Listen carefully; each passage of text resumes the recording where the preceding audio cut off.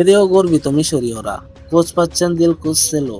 চরম নাটকীয়তা, অনবদ্য ফুটবল এবং শেষ মুহূর্তের এক বুক ভরা হাহাকার নিয়ে বিশ্বকাপ থেকে বিদায় নিল ফারাওদের দেশ মিশর। বিশ্ব চ্যাম্পিয়ন আর্জেন্টিনার বিপক্ষে এক পর্যায়ে 2 গোলের লিড নিয়েও শেষ 13 মিনিটের ঝড়ে ম্যাচ ছিটকে পড়েন তারা। রাউন্ড অফ 16-এর এই শ্বাসরুদ্ধকর ম্যাচে 3-2 ব্যবধানে হেরে বিশ্বকাপের কোয়ার্টার ফাইনালে ওঠার স্বপ্ন ভেঙে চুরমার হয়ে যায় মিশরের। তবে হারের বেদনা চাপিয়ে এখন গোটা মিশরে বুক জুড়ে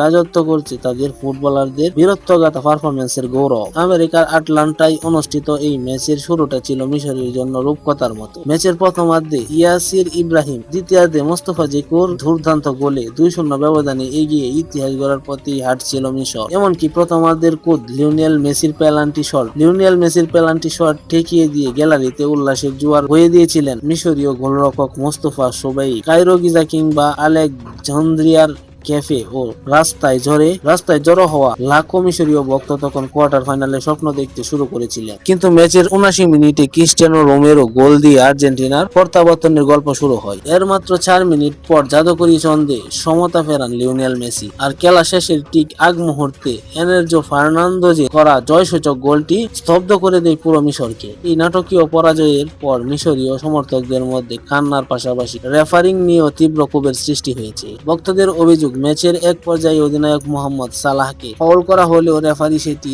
এড়িয়ে যান, যা পরে আর্জেন্টিনার গোলের সুযোগ তৈরি করে দেয়। অনেক সমর্থক ক্ষোভ প্রকাশ করে বলেছেন, ফিফা হয়তো চায়নি মেসি টুর্নামেন্ট থেকে বিদায় নেয়, আর তাই পক্ষপাতমূলক সিদ্ধান্তের বলি হতে হয়েছে মিশরকে। তবে এত বড় ধাক্কার পরেও কোচ হোসাম হাসানের উপর দারুণ খুশি সমর্থকেরা। 2024 সালে দায়িত্ব নেওয়ার পর থেকে সমালোচনার মুখে থাকা এই কিংবদন্তি কোচ যেভাবে দলটিকে এক সুতোয় বেঁধেছিলেন, তা দেশটির সোনালী প্রজন্মের কথা মনে করিয়ে দিয়েছে। একই সাথে টুর্নামেন্ট চলাকালীন গাজার মানুষের প্রতি কোচের সংহতি প্রকাশ ও ফিলিস্তিনি পতাকা তুলে ধরা আলাদাভাবে কেড়েছে সবার মন। বিদায়ের অশ্রু আর ব্যাপারের প্রতি খুব সামলে নিয়ে এখন পুরো মিশর এক বাক্যে স্বীকার করছে, ম্যাচ হারলেও মঞ্চে বীরের মতোই লড়েছে তাদের ছেলেরা। নিয়মিত খেলাধুলার নিত্য নতুন আপডেট পেতে আমাদের চ্যানেলটিকে সাবস্ক্রাইব করে পাশেই থাকুন। ভিডিওটি ভালো লাগলে লাইক, কমেন্ট, শেয়ার করুন। ধন্যবাদ।